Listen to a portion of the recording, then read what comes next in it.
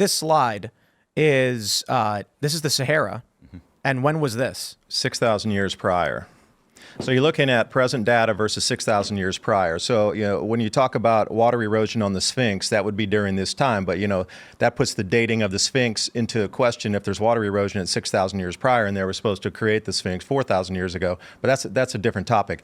But it's showing you that the possibilities of the West African monsoon coming back in and changing pattern right now is one of the reasons we're seeing an enormous amount of floods across North Africa and the Sahel, which comes into the point where I would talk about if we know that certain areas are going to get cooler on the planet and we'll lose crop production, then where would you set up a new growing zone knowing that it was also in change to become more wet from the above ground water resources, and then as well the amount of aquifers below that, maybe the Nubian sandstone aquifer or the Sus aquifer.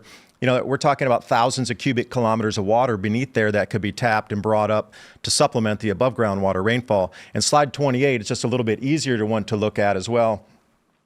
Just a little easier version for you, but you can see the change and also the pockets within that of desertification and also forest, even though it's in the desert. The oases, this is what people talk about.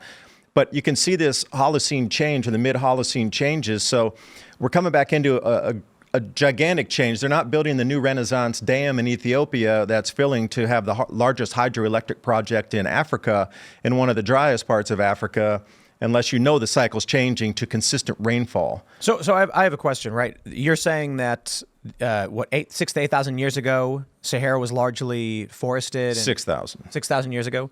Honest question, what happens to all of the organic matter as it starts drying up and decaying? Are there remnants left behind, or does it disintegrate into brittle dust, or what? Well, that's part, but then the sand, because there's no more root structure to hold that, yes, you'll find an enormous amount of, I wouldn't say petrified, but root stock there of the larger trees that's still beneath the sand, and also the massive, massive amount of buildings, ancient cities, aqueducts, and things that were through those trade routes there from over at the Red Sea all the way to the Atlantic stretching back. Wait, you're saying that in the Sahara there's evidence of ancient cities and all this stuff? Everywhere. Oh, wow.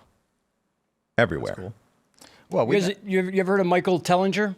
I have. He does a lot of the South Africa stone circles.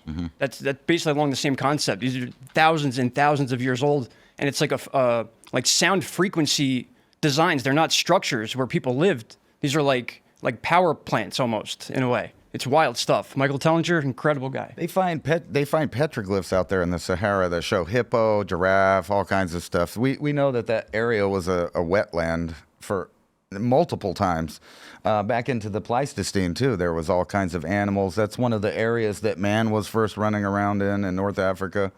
Do we have that graph of remember we were talking last night about the Honga Tonga volcano that went off? And there's where all your water's been coming from. I do. Right I have over that here. North Africa. If you notice it, that's what's slide number 9. Africa looking green right now. Slide number 19. And we could talk about the African mega lakes. You see those black structures in that last one. Those are mega lakes, larger than our Great Lakes. But this is the amount of water vapor that had been pushed up into the upper atmosphere, into the mesosphere from the Hunga Tonga eruption. Now, this goes through every single layer further down, and you'd know, Norm, but this is in the mesosphere up around 85,000 feet. Look how much extra water is up there right now. Wow. Yeah.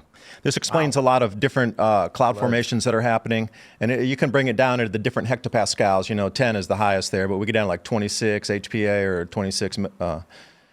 Now, why was there so much flooding after 2022? Yeah, because additional 14% more moisture in the Earth's atmosphere ejected in a single event. And this was in 2022? Correct. Talk about cloud seeding. So what do you think is going to happen? That it's going to rain a whole lot, and then we're going to get way more water on various parts of the planet? Well, not that, but you could probably explain it better. Like when this water is coming back out, how does it integrate with the storms? Now, you can ride on top of a natural cycle to get a larger output, and this is what I think you're getting into with trying to manipulate these weather systems now. If you knew there was more moisture coming in from the rain out of all the water, 14% more moisture in our atmosphere coming out at a certain rate, depending on how high it is in the atmosphere, Earth's magnetic field is changing, and then you're going to ride on top of this natural cycle and try to create a different outcome of these previously unattainable, because everything is now, there's 2 extra variables in there for you to actually manipulate on top of what you could do with the regular cloud seeding or what you're talking about with NextRad over there, which I had a couple questions about the power output on NextRad and the actual storm and the watts per meter squared from the sun. Now, This is interesting here since you're on that slide. This is the Shepherd's Cross coming up on December 6th this year. Now, electromagnetically, will it generate larger earthquakes, or is there a possibility for storm enhancement during this time? Jupiter, Earth, Mercury, Sun, Venus, Earth, Mars in this cross, and they call it the Shepherd's Cross. When's the last time that happened? I don't have a date for you. You'd have to look it up. It's something that happened. Well, so It what is. is it? Well, if you believe it's just strictly gravity, if you think that the Jupiter being one of the largest gravity bodies, I'm more into the electromagnetics of it versus just strictly gravity pulling. Mercury, as its iron core, is well known to shut down sunspots when they're directly Earth-facing, so there's some interaction there.